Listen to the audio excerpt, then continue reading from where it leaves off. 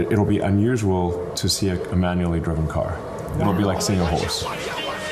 His name is John C.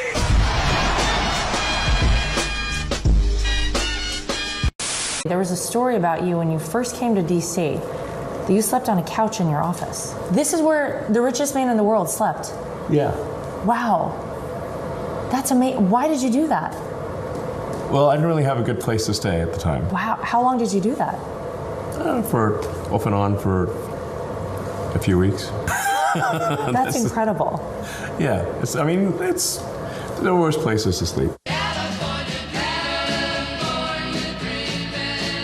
Well, I started having concerns about 3 years ago, but they were sort of, I just had like an uneasy feeling. Like something doesn't feel right here. I had the most interacted with account on Twitter before the acquisition. So I was very finely attuned to what the algorithm was showing me or not showing me, and who got suspended or didn't get suspended. Twitter was being run at a very far left basis. When I felt the censorship walls closing in, I was like, okay, I got to do something, and the thing I can do is acquire Twitter and make it a bastion of free speech. And then once we unlocked Twitter from being censored, then we started to see what was really going on. And I became increasingly concerned. I'm like, wait a second, I'm seeing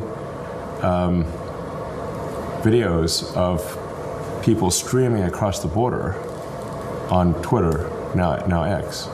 I was like, is this real? So I said, well, I'll go to the border myself. So I went to Eagle Pass, Texas, and sure enough, people streaming across the border. And I was like, so is there any vetting of these people? Like, no, the Biden administration is letting them all in. And I said, well, but some of these people clearly have criminal affiliations. Like they literally have the criminal affiliation tattooed on their face. The left is kind to the criminals and cruel to the victims.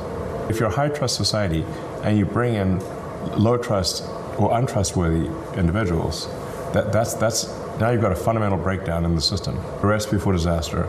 There will come a day that we will see far more radical extremists and terrorists coming out of Europe because of the lack of decision-making, trying to be politically correct, or assuming that they know the Middle East and they know Islam and they know the others far better than we do. And I'm sorry, but that's pure ignorance. Medzičasom sloboda v UK a Nemecku ide veľmi dobre. If a reasonable person who's open-minded was exposed to the same information that I was exposed to, they would end up at the same place that I ended up. It's a relentless propaganda campaign.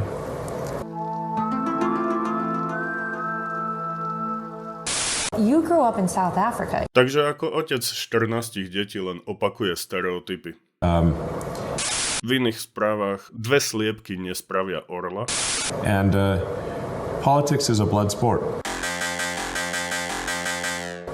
So they're gonna come up with whatever attacks they can to destroy the public perception of someone.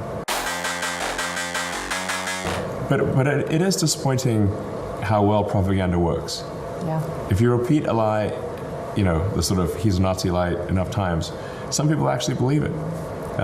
Especially people that still believe the legacy news. But they really are trying every angle to get me. They are doing character assassination.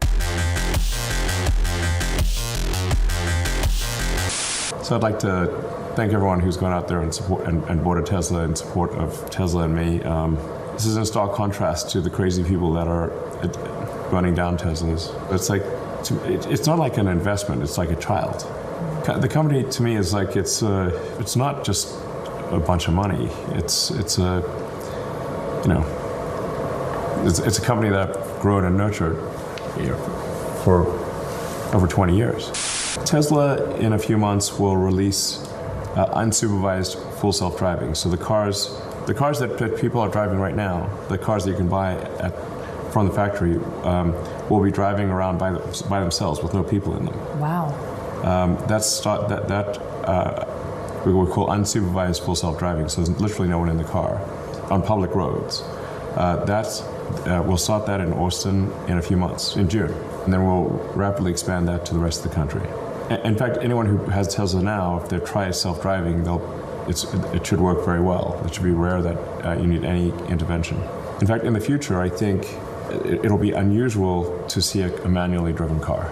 It'll be like seeing a horse. Interesting. Yeah. Elon vo viacerých interviews povedal, že do konca roka plánujú rapidnú expanziu po celých štátoch. Tesla's also creating a humanoid robot, Optimus, which I think everyone is going to want. Because it'll be like, who wouldn't want their own personal R2D2 C3PO robot buddy? That will help you do anything you want to do. I think that's going to be a massive product.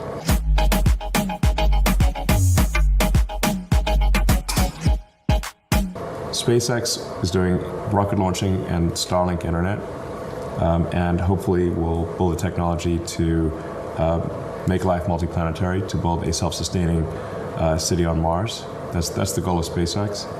Neuralink is building brain-computer interfaces. The first part is called telepathy. It allows someone who has lost the use of their body to control a computer or a phone just by thinking. Wow. In fact, you can interact with a number of the people who've done this online right now. They're on the X platform. You can DM them, I think, and they'll reply by thinking. They're not typing anything. That's amazing. Yeah. And then there's a second Neuralink device, very similar to the first one, called Blind Sight, which will enable people who are blind to see, including people who have been blind from birth. Wow. It'll interface directly with the visual cortex in the brain. And hopefully we'll be able to do the first Blind Sight implant in a human later this year. Within the next 12 months, I'd say I'm quite confident that we can do that. And then I also think it's quite likely, if not close to certain, that we'll be able to enable somebody who's has a severed spinal column to walk again. And by taking the signals from the brain, bridging them over the severed connection in the spine, and re-energizing the nerves past the point that's broken. Like, you can just think of it like some wires got broken, yeah. And if you can bridge the signals, your body will work again. Amazing. So yeah, there's some very exciting things on that front. Then there's AI with Grok, which if you've used. Have you used Grok? I have. Okay, it's very good. Yeah, it's very cool. It's really fun. You can ask for complex analysis of things, and it's going to get the answer right almost always. Mm-hmm. Speaking of AI, it's very important that AI be programmed with good values, especially truth-seeking values. This is, I think, essential for AI safety. Like, the most important thing we do for AI safety is to have a maximally truth-seeking AI. I can't emphasize this enough. Remember these words. We must have a maximally truth-seeking AI. And if we don't, it'll be very dangerous. Final question. What do you want your legacy to be one day when you're long gone? That I was useful in the furtherance of civilization. That I helped move civilization forward. Added to the store of knowledge and capability. That I helped understand the universe.